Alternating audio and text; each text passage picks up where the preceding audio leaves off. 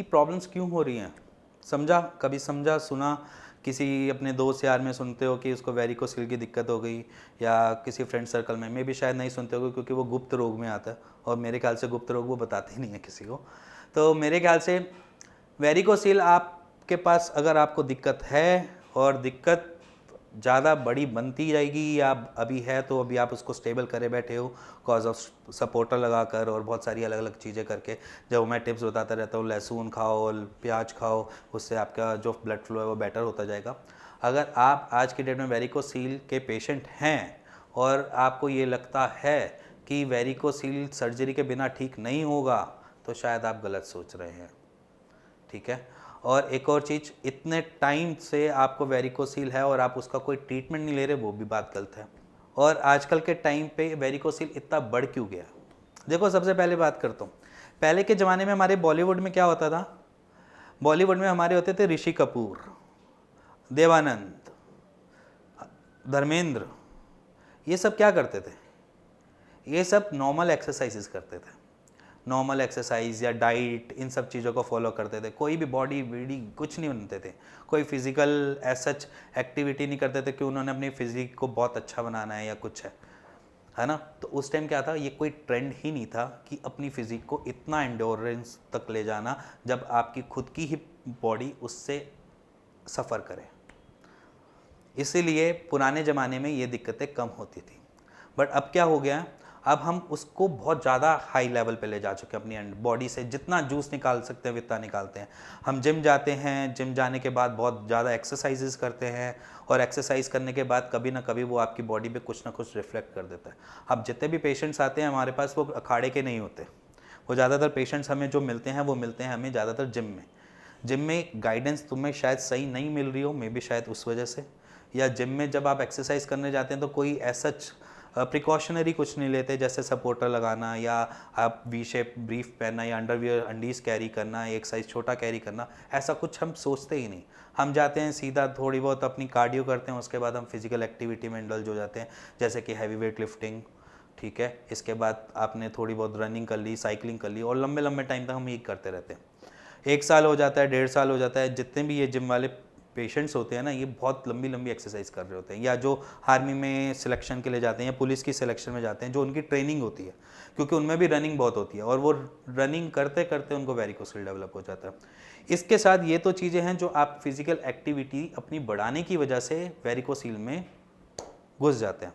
अब इसके साथ एक और चीज़ होती है जो हम मेजर चीज़ को रोल कर बनाते हैं, वो ये होता है कि आपका इनडाइजेशन, डाइजेशन सिस्टम सही नहीं है ना, और आप फिजिकल एक्टिविटी अपनी जितनी भी बड़ी मर्जी बढ़ा लो, जितनी मर्जी बड़ी बढ़ा लो, कभी ना कभी वो आपको रिफ्लेक्ट कर जाएगा। अगर आप कॉन्स्टिपेटेड रहते हैं, या आपको बहुत ज़्यादा लूज मोशंस रहती हैं, या आप कुछ भी खाते हैं और मोशन के लिए जाते हैं, तो शायद ना आपकी बॉडी को वो स्ट्रेंथ मिल रही है जो आप निकाल रहे हैं, जितनी एनर्जी आप रिड्यूस कर रहे हैं इतनी स्ट्रेंथ आपको बिल्कुल नहीं मिल रही है। सरप्लस आपको कहीं ना कहीं किसी ना किसी जगह पे एक पॉइंट पे आपको वेरिकोसिल डेवलप हो जाएगा, क्योंकि हमारी हर वेन्स को सपोर्ट है, हमारी पूरी बॉडी पे वेन्स को सब जगह पे सपोर्ट है, बट टेस्टिकल्स पे नहीं है।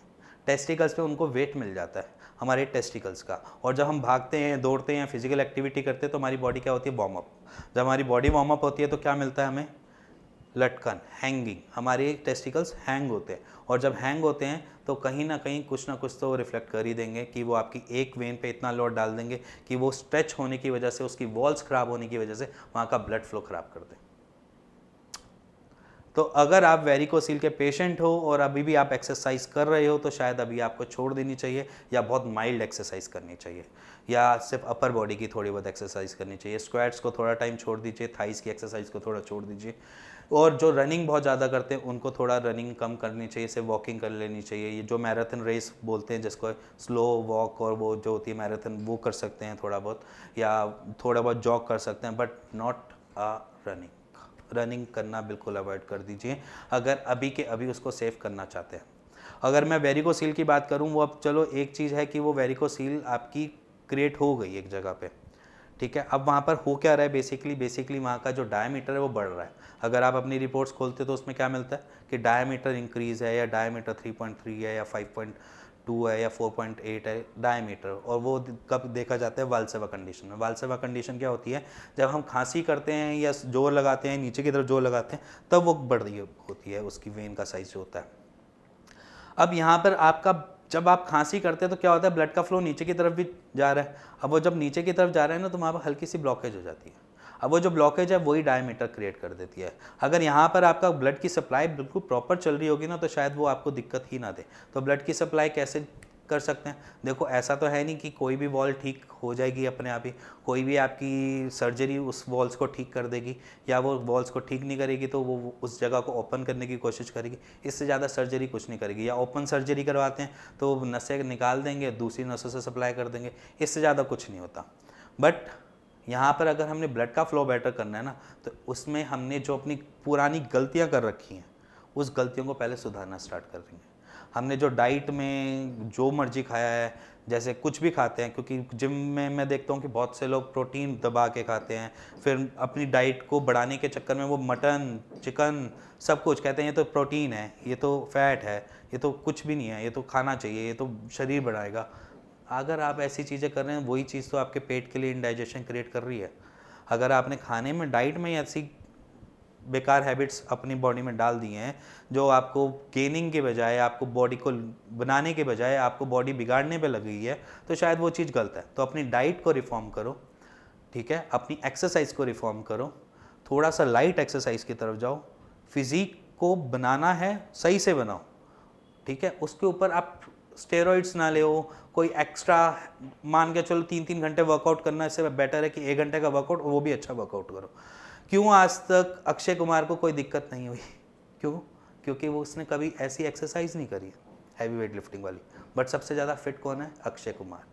समझो इन सब चीज़ों को कि अक्षय कुमार फिट क्यों कहलाता है, क्योंकि वो कभी भी एक्सरसाइज बॉडी फुलाने के लिए नहीं कर रहा या बॉडी बनाने के लिए नहीं कर रहा, वो सिर्फ अपने आप को फिट रखने के लिए कर रहा है।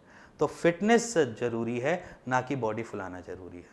तो अपने आप को फिट बनाने के लिए आपने अपनी एक्सरसाइज करो, अच्छी बात है, बुरी बात नहीं है, बट उसको इतनी जगह इस लेवल पे मत लेकर जाओ जिससे आपको दिक्कत आए।